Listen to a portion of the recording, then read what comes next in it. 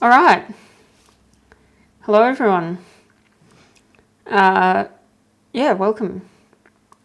G'day C504, who I've already said hello to. I'm doing all right. And g'day Albert. We've just dropped down to 3 concurrent people. Dog, hello. Dog's needing a lot of attention tonight, so we might have to deal with him for a little bit. So tonight's going to be a little bit of a slideshow, I guess. G'day, Stephen. Wait, no speak. Hang on a sec, let me just let the dog out. Actually, get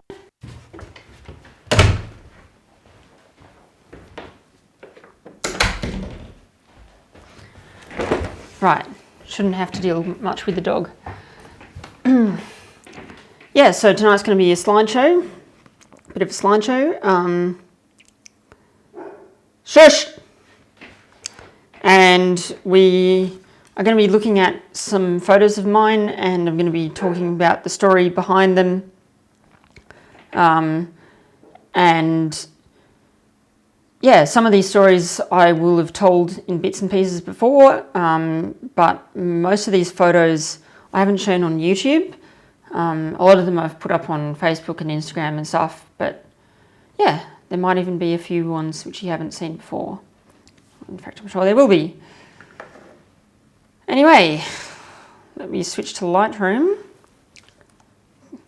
Most of the photos are going to be at full screen because some of them contain sensitive information. So I'm just figuring out how I can do this. No, every time I click off. All right. No, you know what? We can do this. If we just close all of that. And then we go like that. Yep. So that one, it doesn't contain any sensitive info, but others may. Because it'll be a mix of train and Urbex stuff. But yeah. And in fact, before I do that, I should move that over there. All right. Okay, cool. Now I can actually see all the comments and stuff on my other screen. And full screen again on that. Perfect. So this is our first photo. This is one of my favourite photos that I've ever taken, I guess. It's of the man in the photo is Lionel Camilleri, and he's often the train manager on steam rail trips. In fact, he was the train manager on this particular trip. This was the night before the Swan Hill Overlander. That was the name of the trip. And so this photo was taken at Castlemaine railway station. We were going there to Swan Hill, obviously, with R711. And Swan Hill, while you can get there and back in a day, you would only have an hour or so to actually explore Swan Hill. So they decided that it would actually be a better idea if they start at Castlemaine. And, you know, Castlemaine has the Victorian Goldfields Railway, and Steamrail and the VGR have a mutual usage of each other's stuff agreement. And so, yeah, Steamrail decided that they would use the VGR's Castlemaine Yard to sort of be a launch pad, I guess, for the Swan Hill Overlander. I can't remember if they used VGR carriages, any VGR carriages or not, but yeah. This photo was taken on my phone, not my main camera. And I think that's a pretty decent photo considering it came from a phone. Reason why I didn't have my main camera was because I'd lost it.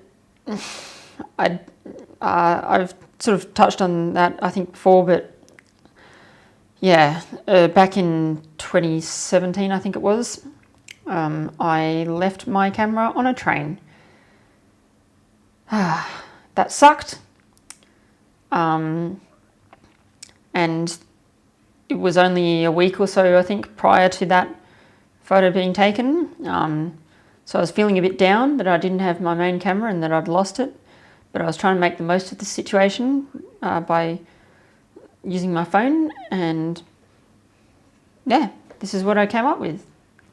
So quite a cool photo. So yeah, actually I knew that I wanted to stay somewhere near Castlemaine the night before, and so I thought, okay, well, I know of a campground in Newstead, which is a couple towns away, so yeah, I'll drive to Newstead the night before and I'll stop over in Castlemaine and just see what's going on. So I did, went to Castlemaine and saw, oh yeah, cool, the R's there, some carriages are there, stuff's going on. I thought, okay, cool, I'll wander down to the platform. And I did, and said g'day to Lionel. Got chatting and he said, oh, would you like to come down and have a look around the yard? I said, yes, please. And that's when that photo was taken. So there you go. Ah, yes, this is another one of my favourite photos. Yeah, that was the morning after, or the morning of the tour, I should say. And yeah, it was a pretty chilly morning. I think the tour was either July or August of 2017. Cold morning, and Castlemaine's a cold town, so yeah, that's just a nice photo. Comments. Albert says, that is an amazing photo. Thank you very much. Stephen says, looks great. Thank you, Stephen. Patrick McCarthy says, black and white is the best. It saves overexposed pics and makes them look nice as, or just makes regular pics look excellent. Yeah, I mean, I overexposed photos, I mean, yeah, if you take raw images, and most cameras can do that, you'll save a lot of overexposures just by being able to bring the exposure down. But yeah, I guess it could. Black and white could save them. I tend to use black and white sparingly. I tend to prefer colour, but the occasional photo, like the previous one, can, yeah, look really good in black and white. So, yes. This is an Urbex photo. This is of the Lifestyle Gym. I'm not afraid to say that anymore because you'll see in the next photo, but yeah, this was before it was trashed. The story behind this photo was that, so this place called the Lifestyle Gym, it was sort of one of those spots that was known about in the Urbex community, and we're all sort of waiting for it to become accessible. We knew that it was just a waiting game, and Jay Boston in particular was big on it. I think he lived nearby at the time. He's since moved, but yeah, he lived nearby, and so he was checking it out fairly regularly. And then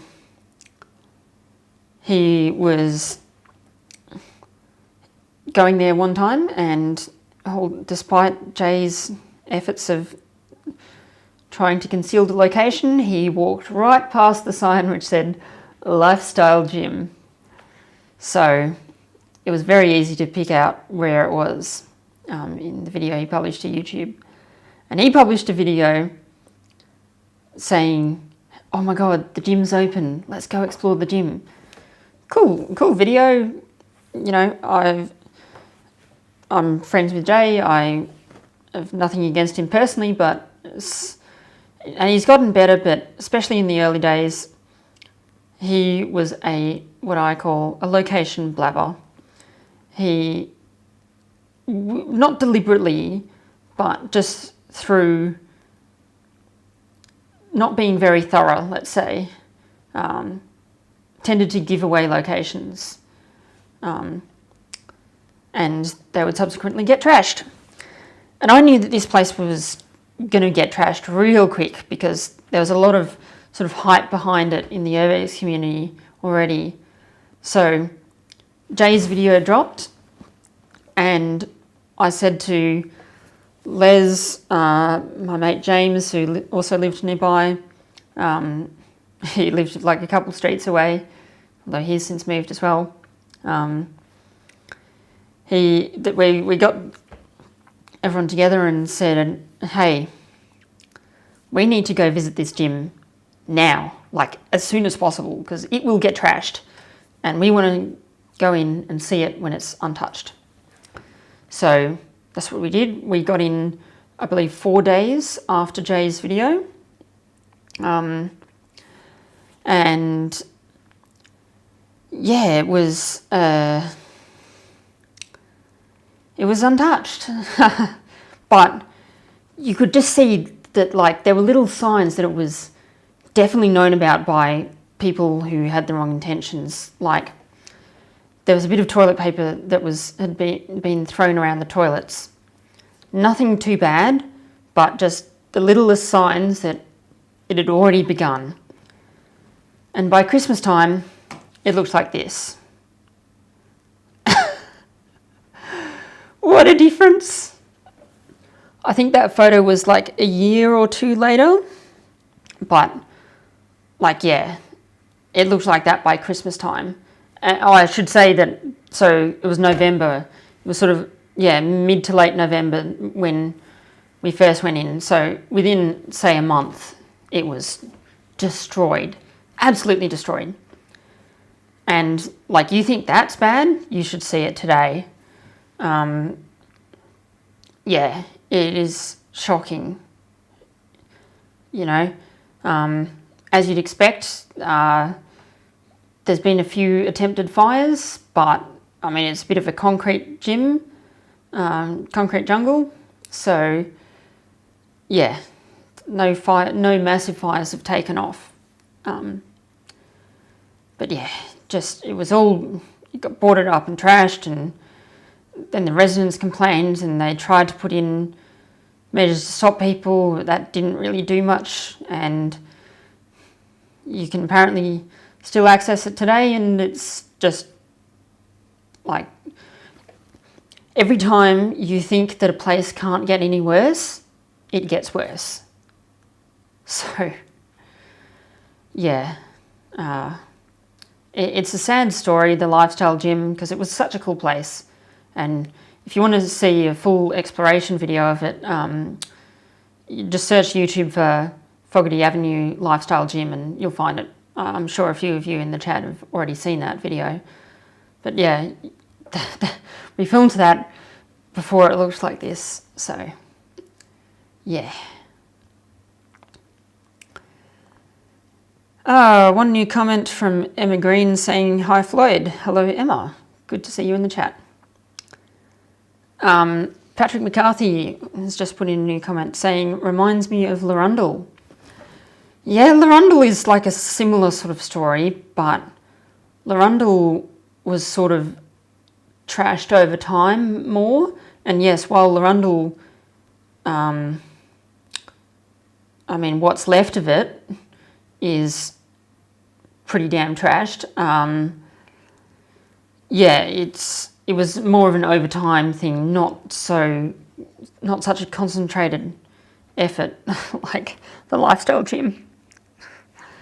I cringed because that was like the number one example of why you don't just easily give away locations to abandoned buildings on YouTube or Instagram for that matter. Anyway, you know, I'd love to tell people where a lot of these places are, and a lot of the time if I've spoken to someone for a bit of time and I know I can trust them, then I'll send them a few locations if they want, if they ask for it.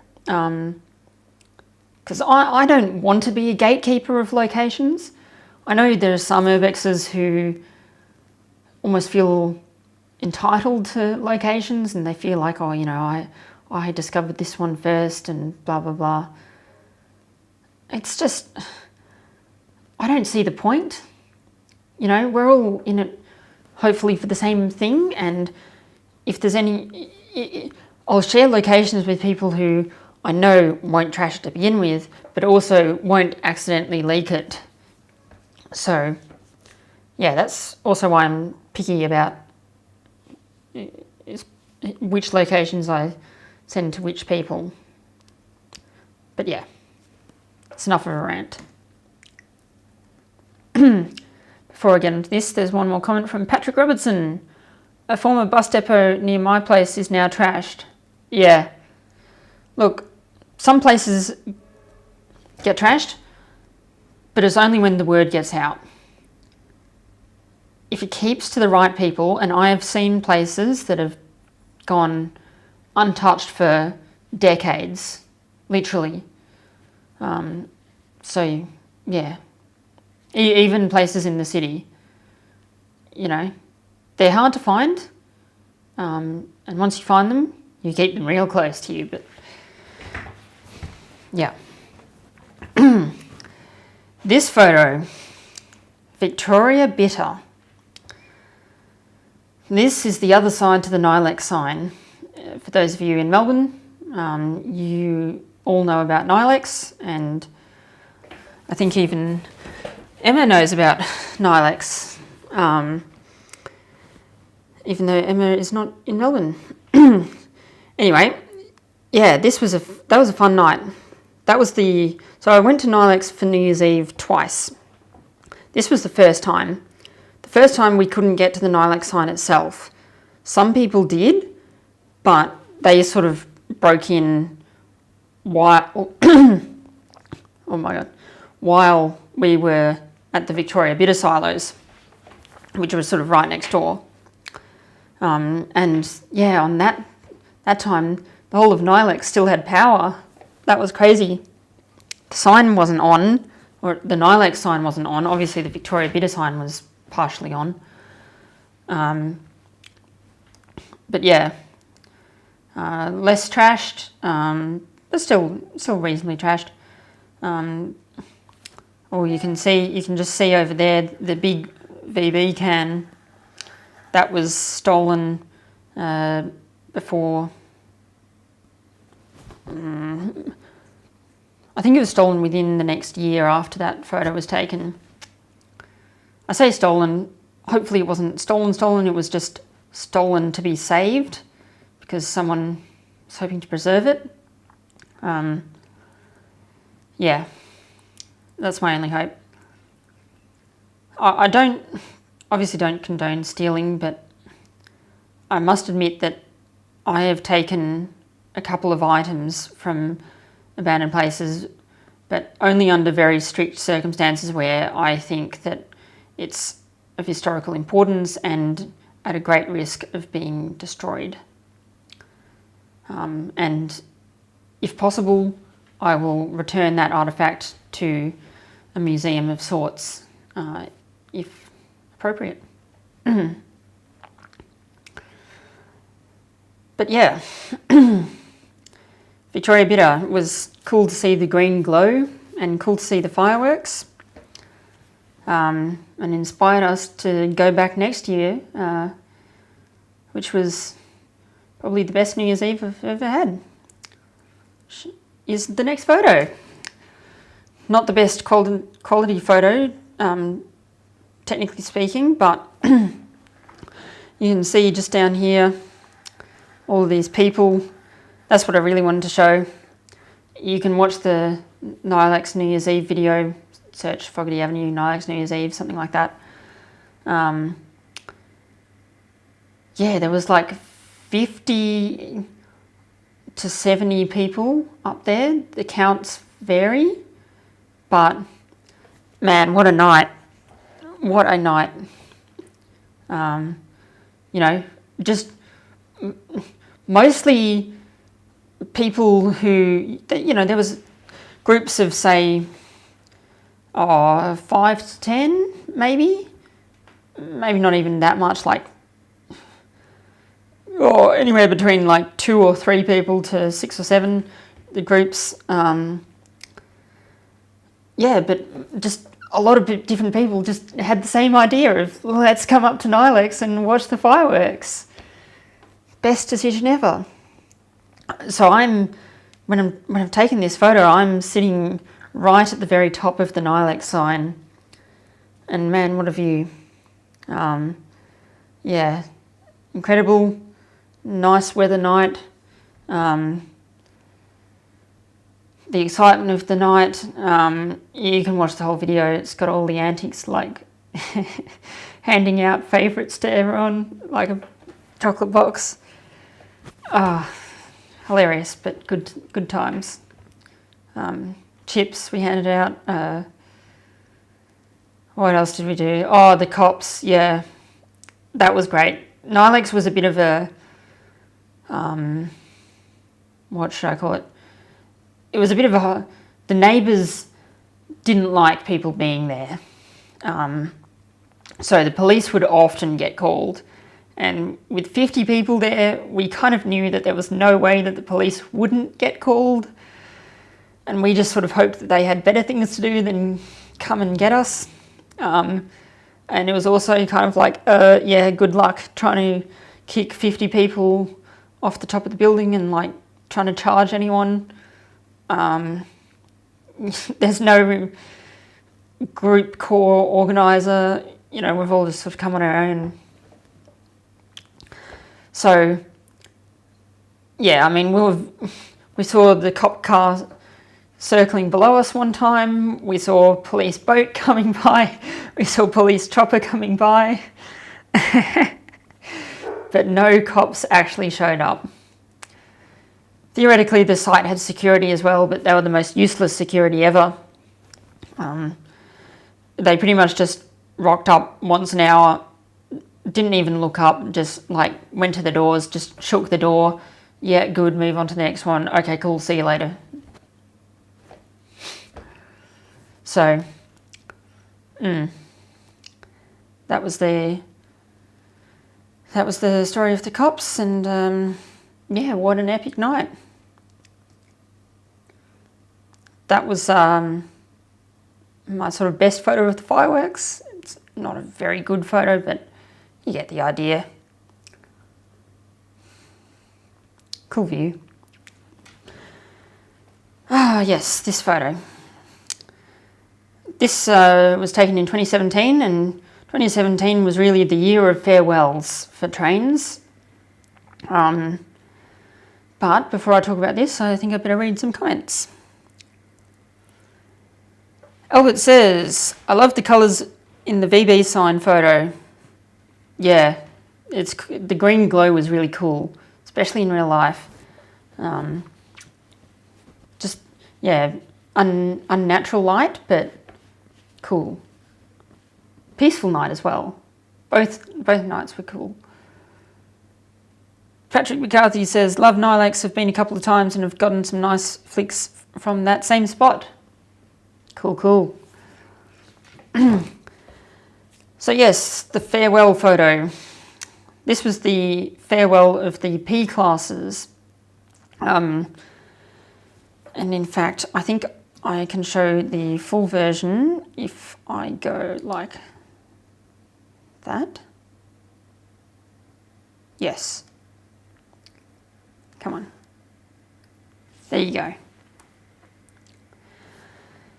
Yeah, P14 was what you call a push-pull train. So one locomotive on the one end, another locomotive on the other end. One's pulling, one's pushing. Two P classes. P14 was painted in which I think it was just 2 generations old then, or 3 depending on how you count it. And now, yeah, it's well and truly 3 generations behind. But P14 is no longer with V-Line. It's now with Southern Short Haul Railroad, SSR, as all the rail fans will know. And they've actually kept the old red and blue sort of paint scheme on it and just painted SSR logos on it, which I think is a good tribute. But yeah, that photo was taken at Wyndham Vale. Push-pull trains were almost always H sets, which have a bit of a funny story behind them.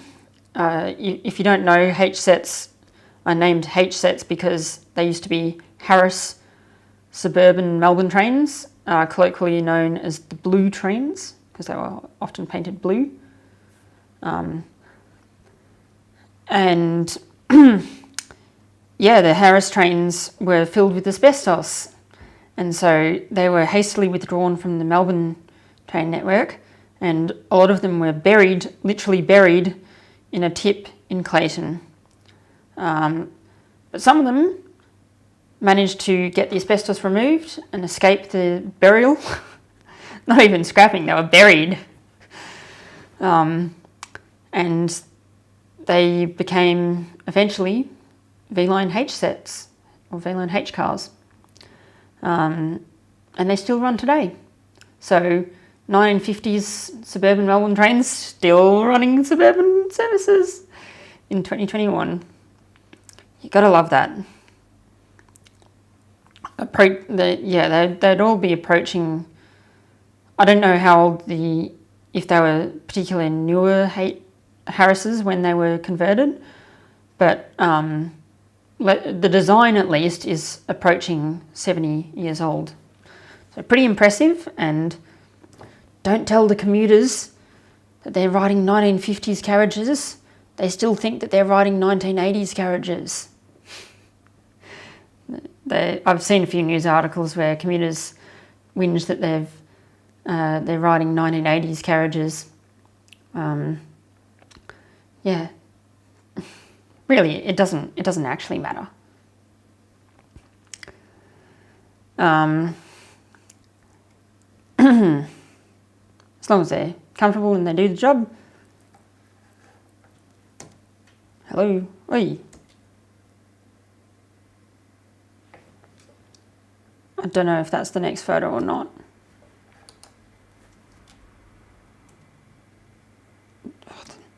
Lightroom is not being very responsive to me. Wait. Okay, let's just go.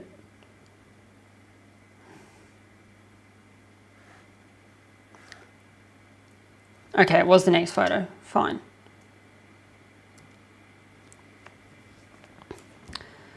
Yeah, so this was a nice little campfire of mine. This is Curting, taken at Curting.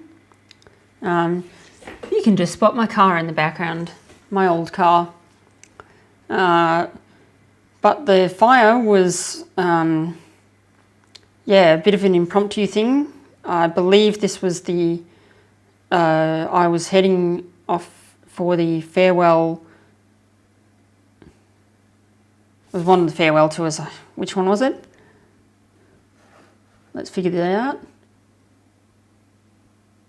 Farewell Manangatang. Broad gauge, there you go. So I think that was the last of the 3 farewell tours, which I've spoken about before. But yeah, as I said, in a previous live stream where I talked about the farewell broad gauge trio, I camped at Curting a couple of times, and yeah, I found a pile of broken, rotten sleepers, and they made excellent firewood. So especially when there was a lot of dry grass in the area, collect up a bit of dry grass, use it as a bit of tinder and slowly build up a fire, and you got yourself a nice little campfire. And I'm pretty sure the ashes of that fire are still there at Kerting today.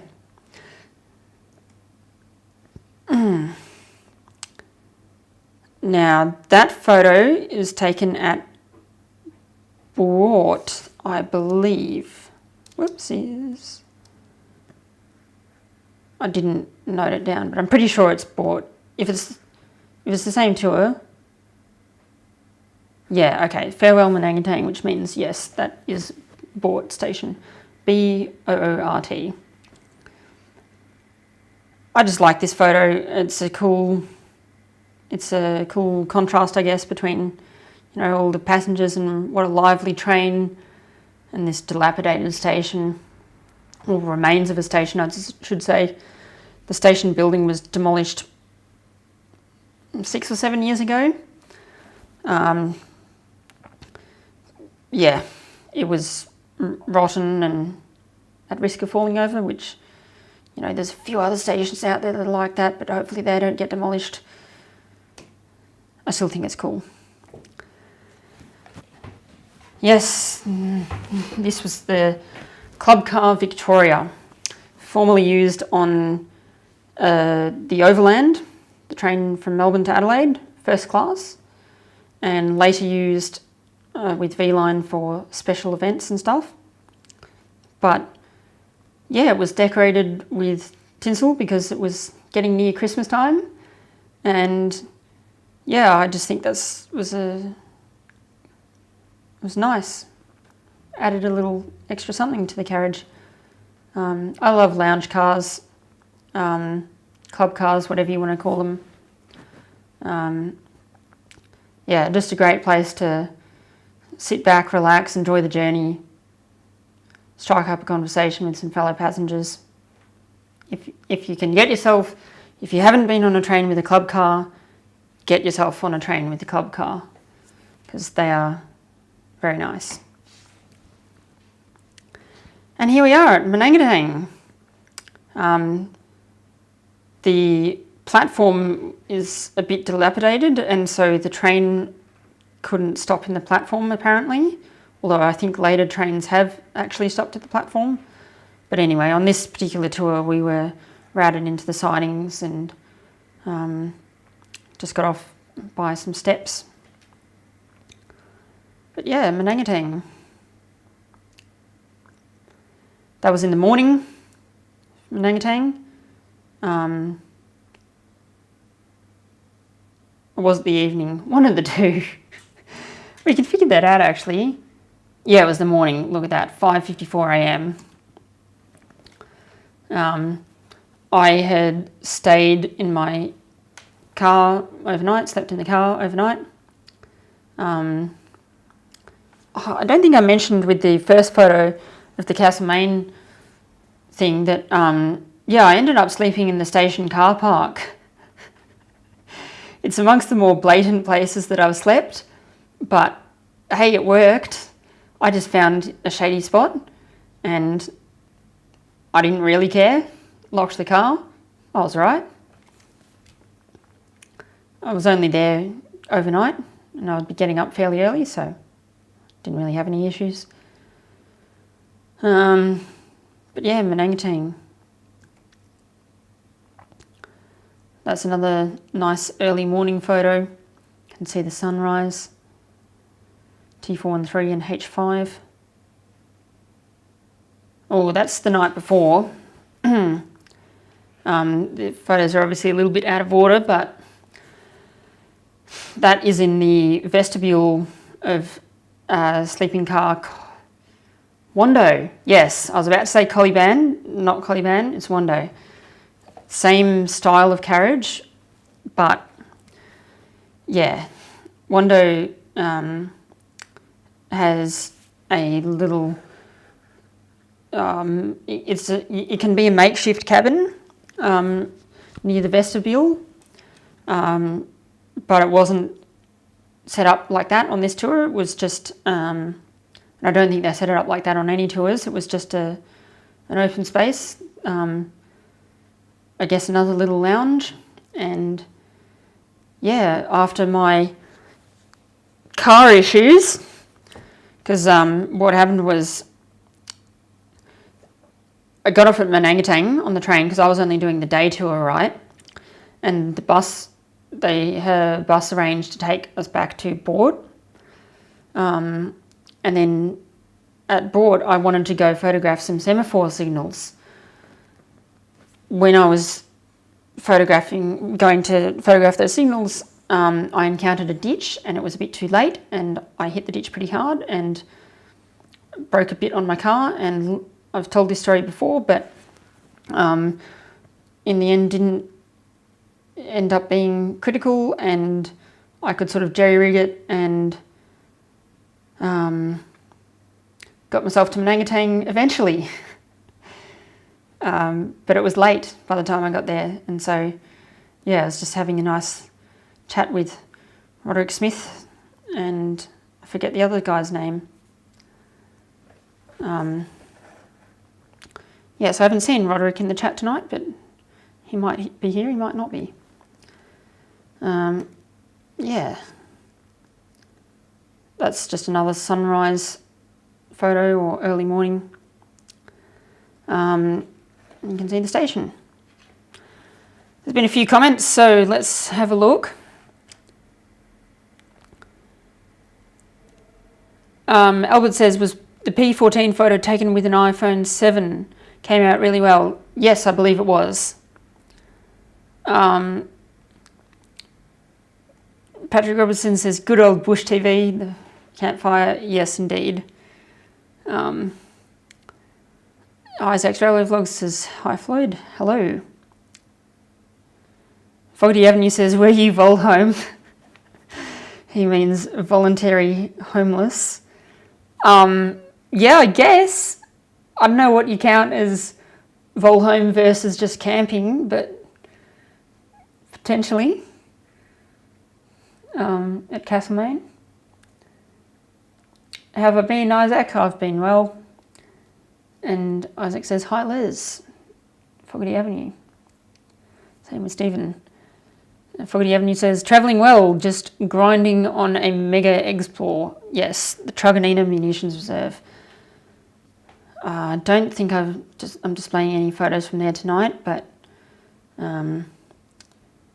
yeah, maybe in a part 2. But yeah, Truganina, you guys will love the video. I haven't seen any of it yet, but I've been working with Les on scripts and getting information about tramway and stuff, so it's going to be a good video. Ooh, witchy proof. Photo looks a bit green to my eyes, although, yeah, okay, we're just going to deal with it. It might be slightly green, but yeah, farewell witchy proof. Well, actually, Sea Lake broad gauge, which, like Manangatang, never actually ended up being converted, and has had 3 or 4 tours since. But yeah, train down the main street. Very cool. I spoke to someone the other night who knew of the town Witcher-proof but didn't know that the train went there, or that there were any tracks there, and I'm like, how could you miss it? They're in the middle of the street. Like, yeah, okay, freight trains don't go there that often. You know, maybe once or twice a week. But yeah. There's just a size comparison, I guess, of myself standing next to T413. Small diesels, the T-class. And I'm not saying that sarcastically. They are relatively small. But compared to a person, yeah, they're pretty big. Club Car Victoria on another occasion. I think the Witchproof trip, or Sea Lake, I should say. And wasn't Christmas time, so the tinsel had been removed. I kind of liked the tinsel. Don't know about you. Oh yes, that is a look down the corridor of the NAM carriage. Hopefully the next photo, okay, it's not. NAM carriage is a former Southern Aurora carriage which obviously travelled, well, perhaps not obviously, but it travelled between Melbourne and Sydney for many years. It was the night train traditionally. So it was an all first class sleeper train, and it had these very nice sleeper carriages. Dining car of Voca. You'll notice that a lot of Victorian Railways carriages were named after rivers. Yeah, this was just to show that, and yeah, it was a quick phone snap, I believe. Yeah, just showed the cool laid back atmosphere of the 707 tours. The food served in the dining car was nice. Yeah, Evoca is a very heavy carriage. BK708, another bar car, or club car, whatever you want to call it, lounge car. Wasn't originally a lounge car, although I think it was originally just a second class sitting carriage for South Australia. And then it was imported by the Victorian Railways because they had a rolling stock shortage.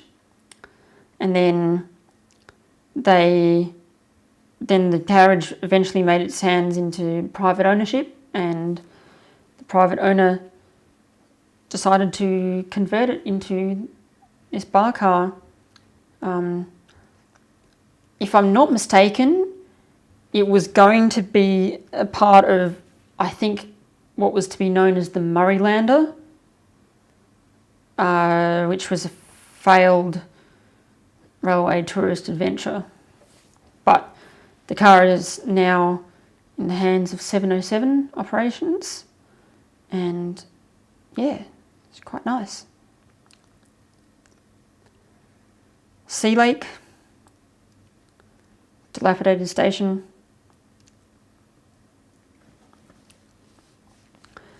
Oh yes, the Vinelander carriages, the SJs. I love travelling in these carriages. I've never slept in one, but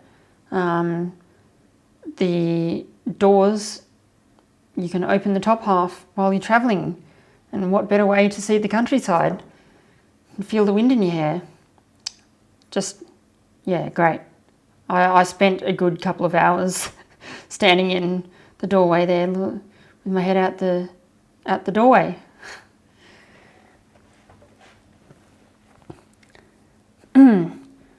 Roderick Smith says, yes, so he's here, but I'm zigzagging between processing my evening quota and looking at yours. When those lounges were used, there were heavy curtains hung. I've seen that to Adelaide one Easter. Okay. You'll know more than I do about the BK708, I think. Tell me if I'm right or wrong about the Murraylander. Oh, here we go. If I recall correctly, that one was never VR. It was converted for the tourist venture which went under. Oh, okay. VR did import some BK carriages, but perhaps not that one. But yes, which failed tourist venture? Was it the Murraylander? Because I know they were involved with West Coast, but yeah.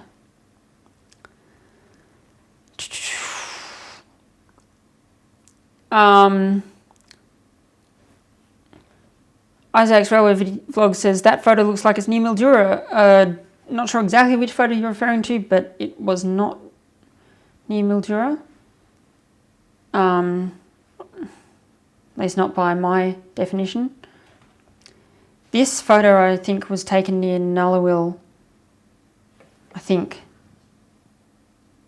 I could be wrong. Does it have a GPS? It does. We can find out.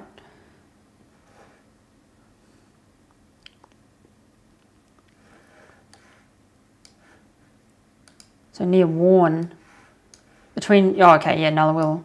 But, which one was it? Yeah, so pretty much midway between Nullawil and Warren. There you go. Oh, the joys of GPS.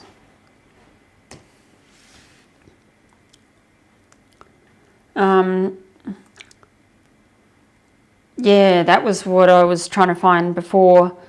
That was a photo from, it was from my Sea Lake trip.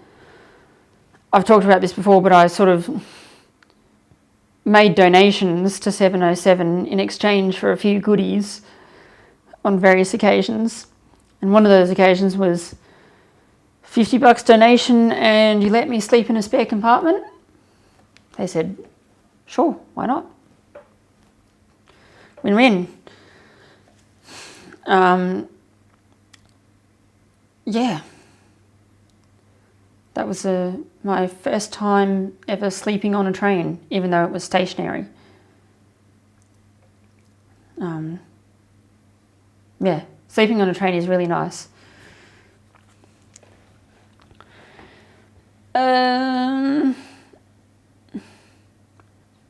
Foggy Avenue says, Vandenbrick's just excellent gunzicular pics. Vandenbrick says, hello everyone, what have I missed? Oh, okay. We'll have to catch up later then. Yeah, there's a lot of gunzicular pics. Oh, you were referring to a photo of T413. This one, is this what you were referring to? Because if so, that's Manangatang, which is sort of near Mildura. I mean, I can show you on the map. I mean, I don't really count it as near Mildura, but you might. There's Manangatang there. There's Mildura up there. And yeah, a bit of the rest of the state so you can get a bit of perspective.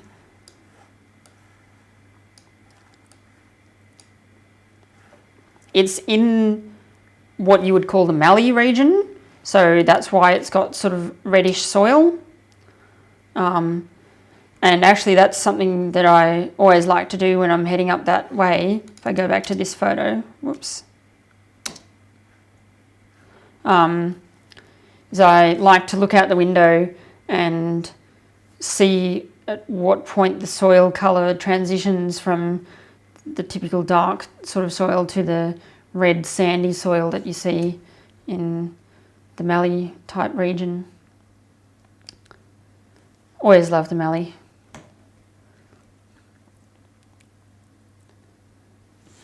Or the one where it's in the middle of the street, that's in Witchproof, which is even further away from Mildura.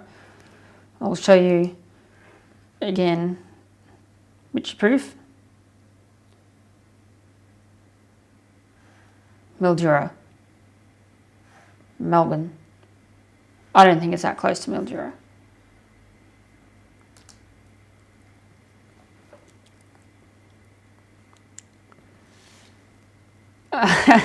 And Fogarty Avenue says, gotta lay an egg, see ya. Alright, goodbye Les.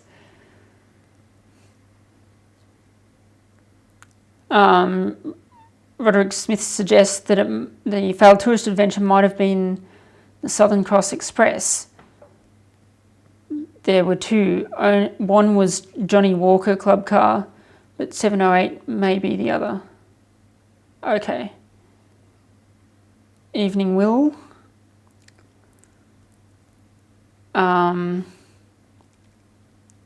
There's just a bunch of egg comments. I don't know how Les came up with the egg thing. He just did. But let's roll with it. Yeah. Right. This one is closer to Mildura, probably our closest yet. This was taken at Oyen. It's got a GPS coordinate. Benefits of taking all my photos on my phone. They've all got GPS coordinates. My Sony camera that I've got now can connect to my phone via Bluetooth and record GPS coordinates that way. But I just wish all cameras had GPS built in. Like, come on. Every smartphone ever has GPS, so why can't a camera? A GPS chip is tiny. There's no reason why you can't. You just can't be bothered. But yeah, Oyen is there. Mildura is there. It's about an hour's drive from Oyen to Mildura. Give you a bit of perspective. Oopsies, go full screen. Yeah, Club Car Victoria again. Oyen did get converted to standard gauge, and the yard is a lot smaller than it was, which was a big stuff up, but that's another story for another time.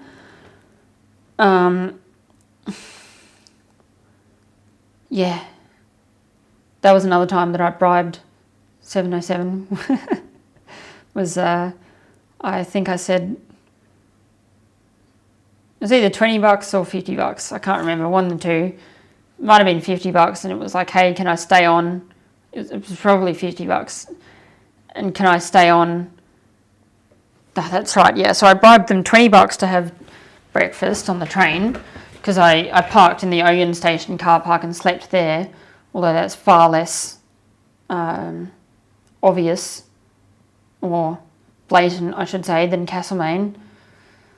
Considering Oyen is not an in-use station, but hey, I woke up to plenty of people around my car, so not that I really cared. I had a good sleep. Got there at like 1 a.m. Damn, that was a long drive. And I had to do it at night as well. But yeah, $20 for breakfast on the train, and then I think an extra $50 to travel on the bus to Redcliffs, go on the Redcliffs Historical Steam Railway, whatever it's called, and then come back on the train Murrayville to Oyen. And they said, you can do it, you just got to be aware that when we come back to Oyen, we won't be stopping in the platform, so you've just got to climb down the ladder. I said, yep, I can do that. And on the way out, someone told me, if anyone asks, you were wearing a high-vis. Yep, no worries. People are nice when you are nice to them. Grainy as hell, but that's an iPhone photo for you. That's the one thing the iPhones, or any smartphone really, doesn't cope that well with is low light.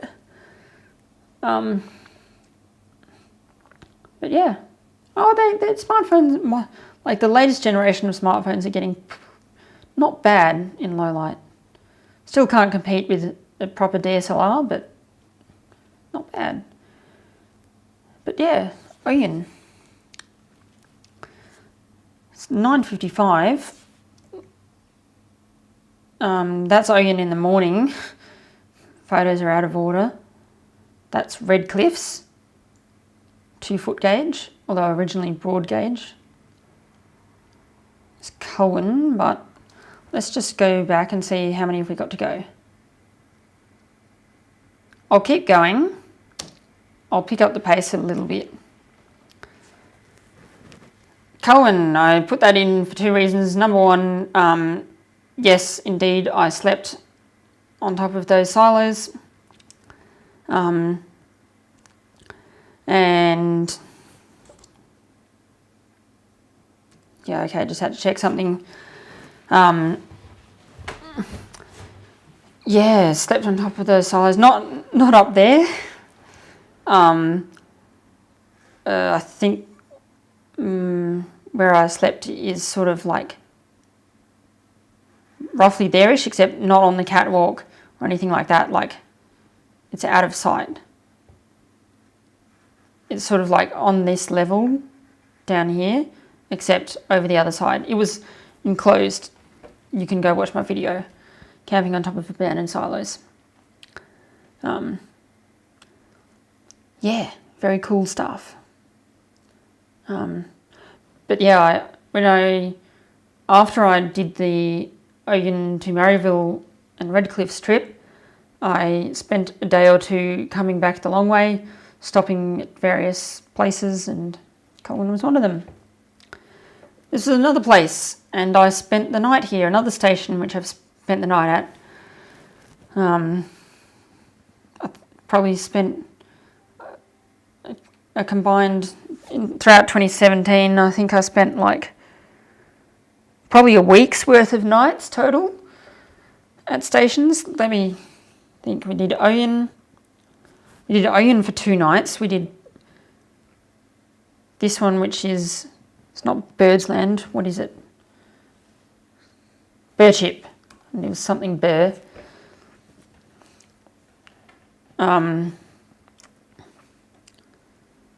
So Oyen 2 nights, Burchip 1 night, Witcherproof 1 night, Castlemaine 1 night, Manangatang another night. So 6 nights I spent. Although I think Manangatang was 2018, so say over the course of 12 months I spent like 6 nights at railway stations. Not a bad effort, sleeping at railway stations. But yeah, that was a chilly morning at Burchip. You can see there's a bit of fog around, and yeah, nice little station, Burchip. Foggy morning.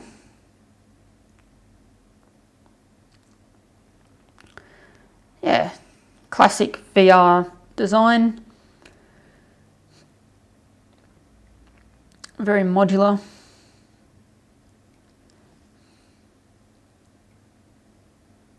Oh, this photo. When was this taken?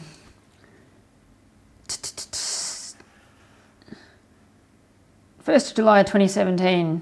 I did a lot in 2017. Wow, this photo. This was probably one of the most crazy explores that I've ever done. You can see the house is absolutely trash that we're in. Somewhere around Cheltenham, I think. Pretty sure it's demolished now. But yeah, it was obviously a posed photo, and myself, Les, ash weaving, Cameron was his name, if I remember correctly. But God, Les has got a video up of this. Basically, what happened was we were just walking down the street and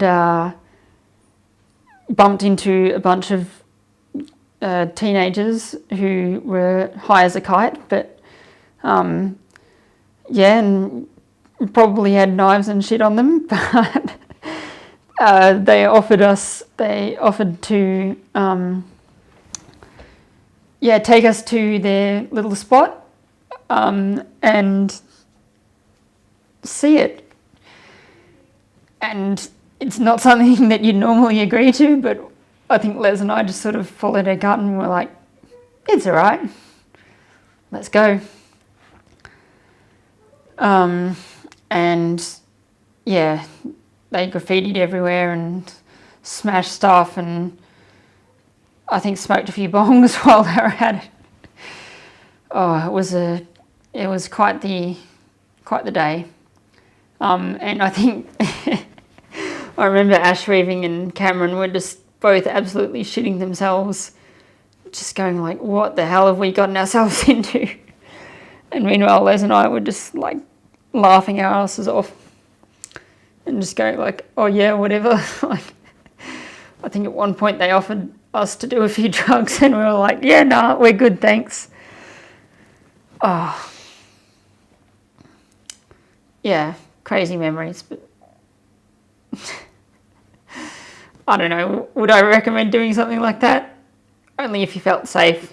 We felt all right. Could have gone bad, but there's a few times where I've, you know, you follow your gut and it's like, I think it'll be all right, and it's all right. So, what a crazy explore. I don't know exactly what to search up on YouTube to find that one, but I think maybe it's called like Mad House of Gurns or something like that. I remember editing that video. That was hilarious.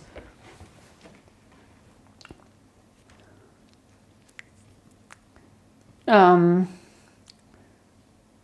Brick says, Les the comedic genius. Yes. Roderick Smith says, the change to Mallee is just north of Witcherproof, Birchip on the Mildura line.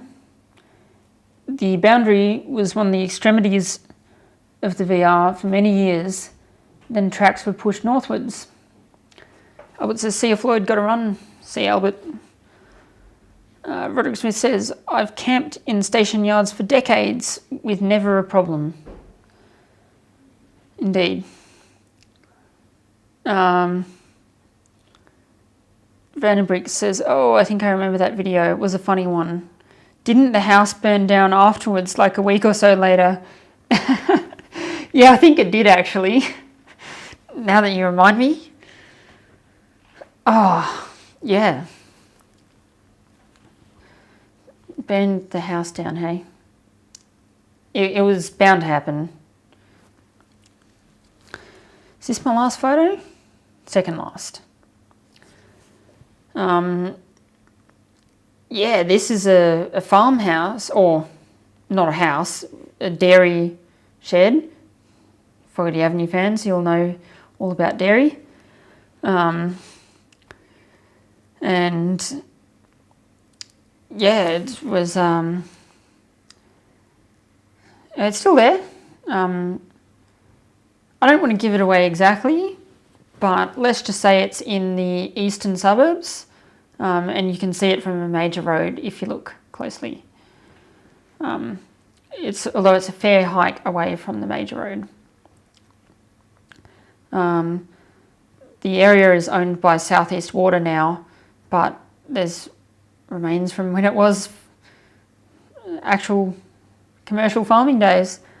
And I camped in there one night with Les, his girlfriend, and his sister and her boyfriend, I think. Yeah. Fun little night. And Les bought way too much stuff for a one-night camp. And we had to bring it all from the bottom of the hill and like park his van in an awkward spot and almost ran over a few big massive ditches, and a few things that were a bit disastrous, but hey, is when things go wrong that you remember it. So yeah. Anyway, that's 10:05. And that's the last of our photos. I'm sure that there are plenty more photos that I've got that I can talk about the stories behind them, but I timed that one pretty well to come out close to an hour for once. Back to what my streams were originally meant to be. But yeah, I encourage you to go camping in odd places. You'll make some good memories.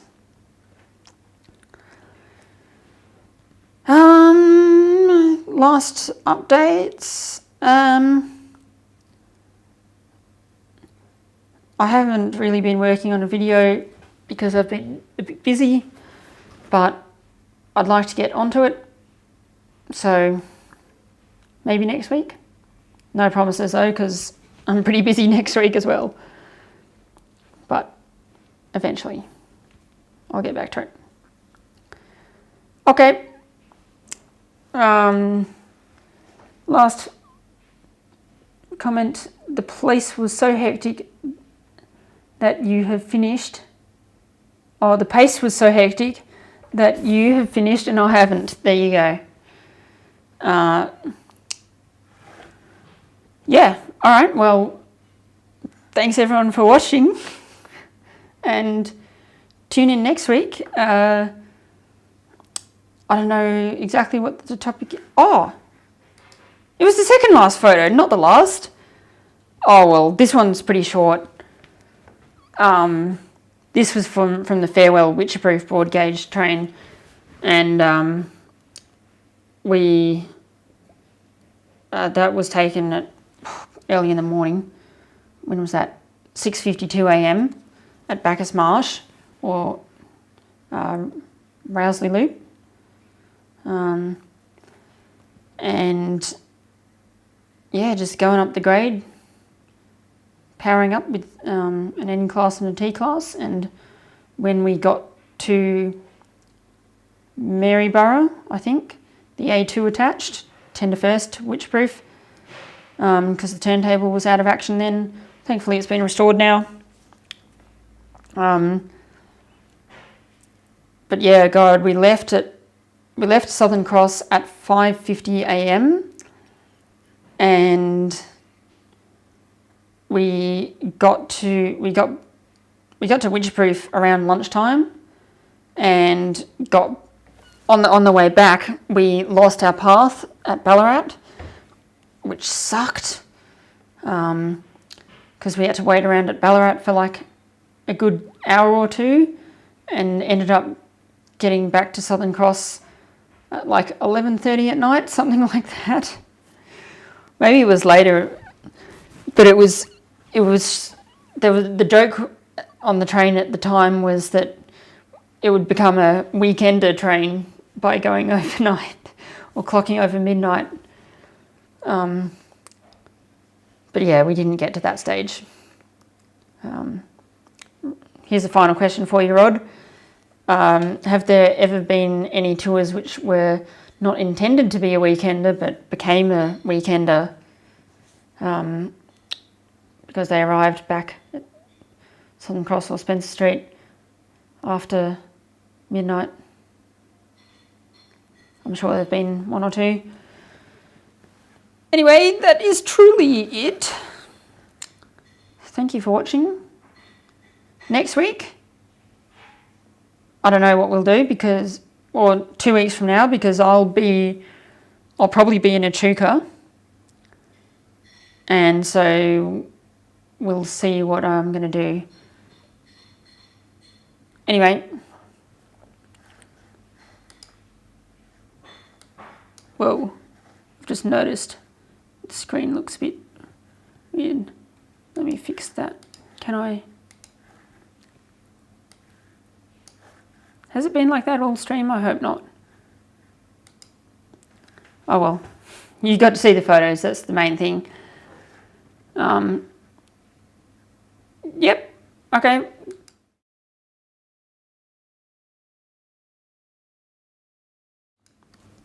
I didn't quite finish. Thanks for watching. See you later, and we will hopefully resume. We might do a part 2 of this in Echuca, or we might do cooking. We'll see. Thanks for the final time. See ya.